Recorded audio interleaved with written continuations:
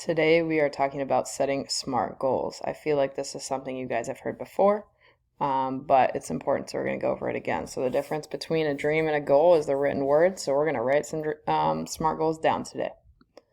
Okay, so SMART stands for something. It stands for specific, measurable, achievable, relevant, and time-bound. So we're going to watch this quick video first.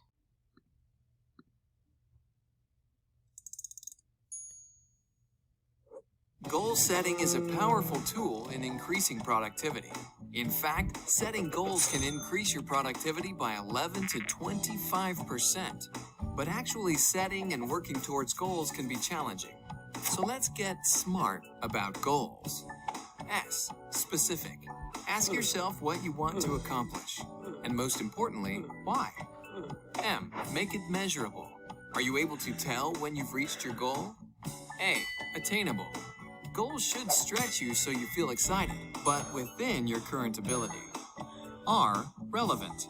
Set goals that are going to positively impact your life. Does this goal fit in with your other life's goals and dreams? T. Time-based. A goal with a time deadline will create a sense of urgency and give you the energy you need to complete it. Finally, once you achieve your goal, it's time to celebrate and set the next goal.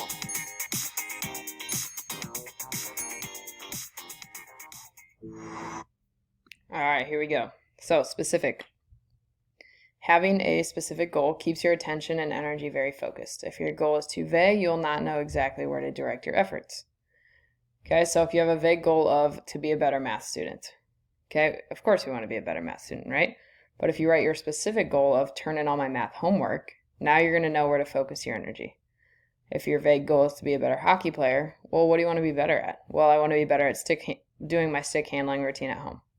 Okay, if we break them into specific goals, we're going to be able to pay attention to it, spend more time on it, and we're going to be more focused when we're doing so.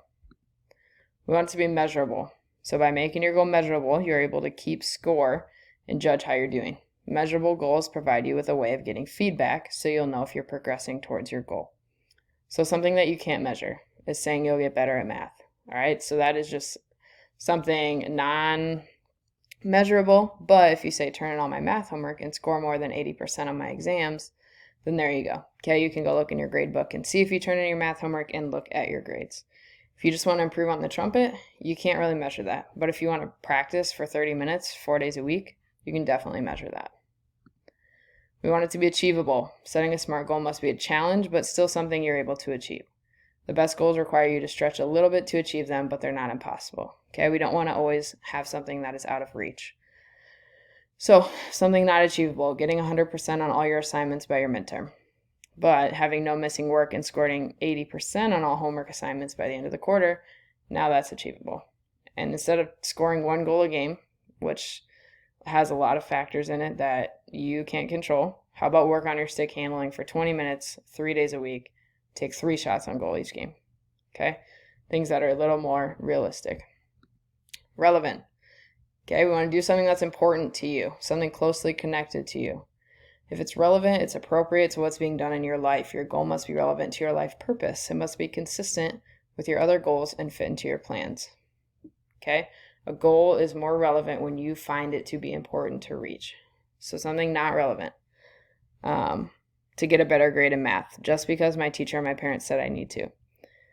Okay? But if it's relevant to get a better grade in math because I want to be able to go to college and play sports, then there you go. Okay, but if getting better at passing in volleyball is not something that's important to me, it's not relevant just because my coach said to. But now I see that there's a setter that is trying to be better than me and I might be moved positions, well, now it's relevant. Okay, so we want to have goals that are relevant and they're important to us so that we know that we want to reach them. The last one here is time bound. So you want to set a deadline for achieving your goals and it may help you avoid to procrastinate them. So this is something that I like to do a little bit, but turning in all your math homework on time doesn't really have a time bound or a deadline. Okay, but turning all your math homework on time for the next 3 chapters, then there we go. Okay, but if you just say turn in my math homework on time until the end of time, not realistic. But if you set little goals and say maybe the next 3 chapters, the next 2 weeks, whatever that is, it's going to help you out. And then we have the 3 bears. justifying bear, rationalizing bear, and procrastinating bear. The rationalizing bear. Okay, this convinces you that what you didn't do wasn't very important. So, like the little bear over here saying, you had band practice late, so it's not your fault you didn't get your math done. So if you don't reach a goal or you don't do something, the little rationalizing bear is the little bear sitting on your shoulder saying, like, it's okay you didn't do it because this. Sometimes the rationalizing bear convinces you to not even set a goal. Well, why would you set a goal? You're not going to be able to complete it because this.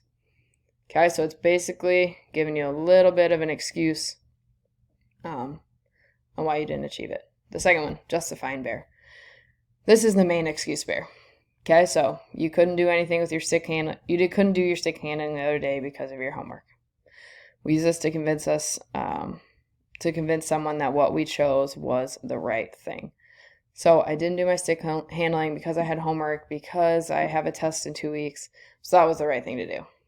Okay, so I want to join the debate team, but they sometimes practice on Saturday mornings and my sister's wedding is on a Saturday. Okay, that's an excuse. And the last one, procrastinating bear. Okay, it takes your goals into hibernation. We find a million things that we should be doing besides what we should actually be doing. I work well under pressure, but at what expense?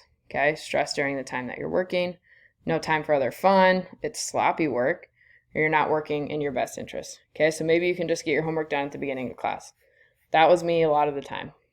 I procrastinated a lot because I knew I could get it done, but I knew it wasn't going to be my best work. So it all depends what level of commitment you want. Okay, are you the climber? Are you going to be the high achiever? You're going to be the camper and have some commitment, or you're going to be the quitter and have no commitment.